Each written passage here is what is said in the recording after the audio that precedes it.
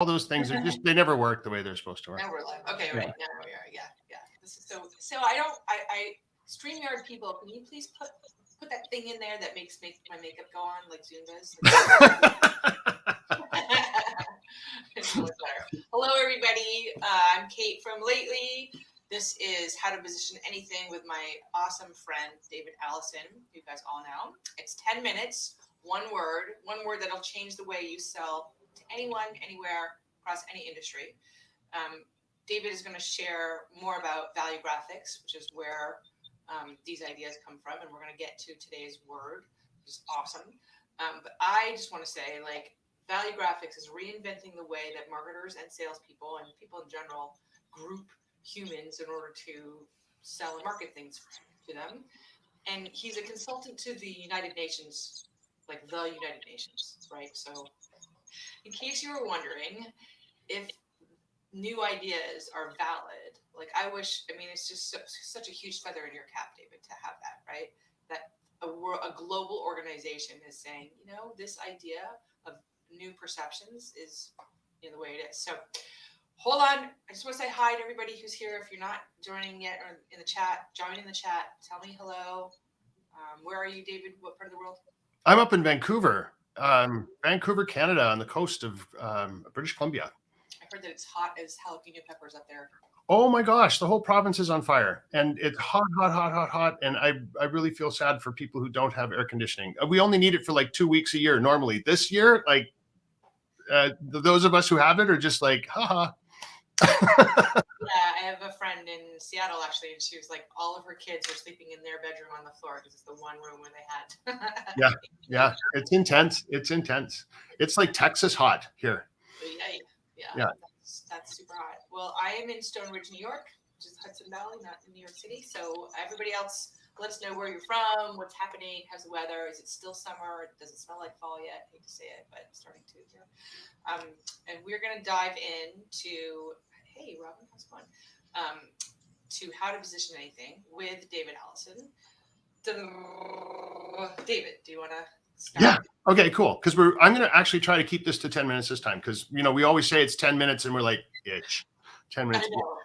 Okay. So people ask great questions. I know. And that's cool. I don't mind it being more than 10. I'm just like, I feel like we're kind of lying a little bit. But anyway, here, let's try this. So here's a couple of quick slides just to give those of you who have not seen this before a little bit of context around what Valuegraphics are, how they compare to demographics and psychographics, and why they're infinitely better. First thing you have to understand is we're all just trying to get some people to do something we want them to do. It doesn't matter who you are, whether you're the Pope or you're selling ice cream out of a cart on a beach. We're all trying to get people to do stuff. So it kind of begs the question, how do people decide to do stuff?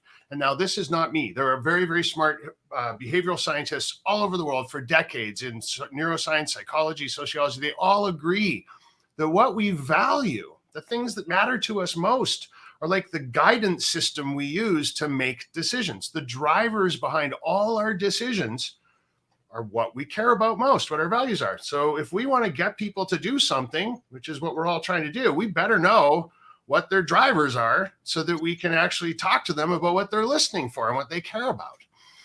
So demographics are still a really good tool. They tell you that there's a group of people in a room over there. They're women. They're 18 to 24. They make $50,000 a year and they got a college education. Awesome. That's a description though. It doesn't help you understand who they are. It just tells you what they are. Psychographics are a way to understand that group of women in that room over there and say, well, gee, I'm trying to sell them coffee. And those women in that room, they drink 3 cups of coffee in the morning. So cool. Good to know. That's a record of how they've behaved so far. But until you also know, 3-legged stool here, the Valuegraphics, you don't know how to get them to do what you'd like them to do, which is back to the number 1 slide. What we're all trying to do is get people to do stuff we'd like them to do. So we need to start thinking about what people care about. So we went out and built this giant database. Lauren, can you do a zoom in on David so people can see the slides? I don't know how to do yeah. Yeah, you need to make me big. And if what Lauren is doing doesn't work, you just go like do that thing where you can pinch and like just you want me to be big because I'm gonna blow some data at you here now. Okay. So we've done 600,000 surveys around the world, and we figured out exactly what everybody on the planet cares about and we can tell you for a target audience what they care about. So instead of just talking about the value of community, which is one of the 56 drivers behind everything we do all day long, I thought I'd show you some data from a client. And Kate mentioned the United Nations and the work we've done with the United Nations Foundation. So they asked us to go and take a look at a group of people. Oh, so first off, here we are, the importance of community. I got my slides mixed up. So this is where community ranks around the world. Notice where the US is. The United States, it's the least, it's of all the countries and all the different regions in the world that we've studied, community is the least important in the United States. It's still 43% of the population who says community drives all their decisions, but it's nowhere near what it is in other parts of the world. Nevertheless, here's the point of today's little thing is I want you to know that there's still a lot of people if you could get 43% market share for the entire population of the United States, that'd be a good thing, right? It's still good. So, by the way, yeah. Is it money related? Like, so the richest countries in the world care less about community than countries? I don't know. Let's take a look here. I mean, look all over the world, down fourth from the top, it's 65% of the population finds it. So that's a blended average, right? The Middle East is a fairly wealthy part of the world, and they're at 58%. We see Europe at 49%, Africa, Central South America, Oceania's, I don't know. I mean, it's an interesting thing. I haven't laid over the data on income or wealth on top of this, but it's an interesting thing to think about. That's the whole point of Valuegraphics, is that it asks you, it places the questions in front of you. So now that you know that community is important to 43% of the population of the United States, what can you tell them about your product or service or brand that'll make them go, wow, this is I really feel like this is beneficial. I feel like my community is going to benefit from this. And that's why I'm going to do this. So I actually chose this value today because of all the talks we're having about the state of the planet right now. I think there's both comfort and power in our communities, that together we can find some ways to get through these fires and these droughts and these floods and these terrible things that are going on all over the world. Whether you believe in climate science or not, bad stuff's happening. And this is a chance to turn to your communities for support. We have to be there for each other. And at the same time, if we're going to make changes, if we're going to convince governments and large scale policy setting organizations that we need to do things differently, we need to band together as communities to make that happen. One voice won't matter. All voices will matter in a huge way. But here's just to give you a little bit more specific information. This is the values for people who are doctors that have donated to the United Nations specifically around their piece of humanitarian work, trying to raise money to buy mosquito nets to distribute in countries where you can still die from malaria if you don't sleep under a mosquito net. Oh my God. I know, it's crazy that we've got people who are rich enough to send themselves on a space trip, but we can't buy enough mosquito nets to save kids from dying from mosquito bites, right? It's incredible. That's even still a thing, right? You think we would have solved this by now. Yeah. The check. Somebody needs to stand up and write a $10 million check, and we got it. It's done. But what I wanted to point to is community. So here you go. Around the United States, as we saw, community is not a hugely important thing. It's like 43% of the population. But for this audience, it's massive. It's so massive, I put 3 arrows on the dot. Just understood. And then I drew a circle around and a line down so you could see how important it really is. So 80% of this audience of people who have donated to the United Nations for this cause see community as one of the core values in their life that they use to make all their decisions. So you want more of these folks. You need to be saying to them, here's how your donation is helping with your communities in other places. You're benefiting communities that you're part of and that other. I mean, a hardcore tactic that these folks could take. I'm not going to tell you what they did do with this data, but one of the things they could do is introduce these donors to people in the communities where these nets are going, and to let these doctors meet each other and form a sense of community online or in the real world. So community becomes a North Star for how to drive all the decisions around this particular audience and engaging with them. Lots of other values there, but we're only going to talk about the one today because that's all the time we have. Oh, it's over? That's it. No, it's so fast. Do you guys have any questions? Quick, because I mean, I think that's so fascinating. So you use a value as a trigger. I'm going to say trigger. That's what I think. In order to figure out how to direct and create and angle messaging to get people to do what you want them to do. Yeah, because you're right? going to make that decision anyway. You absolutely bang on. You're going to sit around with your board or whoever in a room and go, what do we say to get these people to do what we want them to do? Well, we could say this, we could say that. I think they're going to like this. Why not just know? Why not just know that they're going to respond to community? Anything we can do to show them that this is good for their communities and for other communities will make these people sit up and pay attention. So why not just know that instead of going, maybe it's presents. Maybe they want presents. Maybe that's what we need to do is give them gifts. But no, that's not what they want. What they want is to know that the gift you can give them is to help them understand that their donation is making things better for the communities that they're part of and that they care about in the world.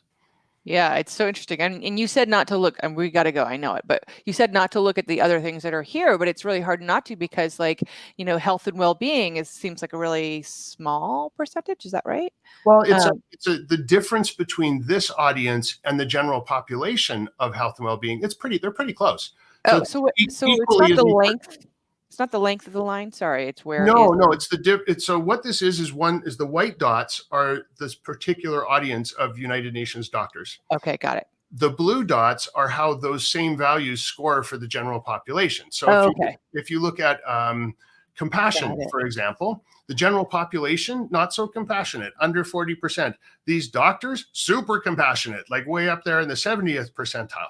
So compassion is a big deal for this group. If you're trying to talk to general population of the United States and say, we'd like you to do something, and you try and wrap your message up around compassion, it's not going to work so well. But for this group, it'll work incredibly well because it's super important to them. But positive environments is not a thing for them, so these people, meaning like they're happy to be under duress, right? Well, positive environment is an interesting one. That's people who respond well to positivity. They don't want to hear that the whole world's going to hell in a handbasket. They want to hear that because of their support and their, because we're all moving as a team, we're going in the right direction, things are going to get better.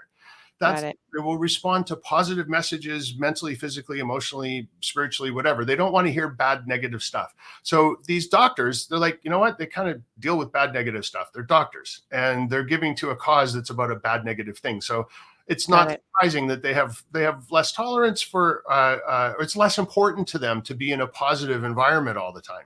Understood. They kind of live with it all day long. So, but right before we go, last thing is we have to do an example. If you were trying to appeal to people who value community in a high way, can you give us like some kind of example of messaging that one would use? Like, what do we want to sell today? Do we want to sell coconut essenced seltzer? Sure. Coconut essence seltzer. You always have the best. I still, my favorite one was when you said donkey kicks. We're going to sell donkey kicks. It's like, Kate, who in their right mind is going to try and sell a donkey kick? But okay. So coconut seltzer. Coconut seltzer. So what's the brand name on it? This is La Croix. La Croix. La Croix. So maybe La Croix coconut seltzer is really has found out that community is a massively motivating thing for their target audience. And so I want to know, as somebody who's driven by community, where do those coconuts come from? Can you actually introduce me to the little community in wherever those coconuts are harvested from? And can you tell me that 5 cents of every can that I buy is actually going to go back to help those folks? And that our seltzer is a little bit more expensive than the other seltzer because we want to make sure that people are paid a fair wage for harvesting and growing those coconuts so that you can enjoy your seltzer.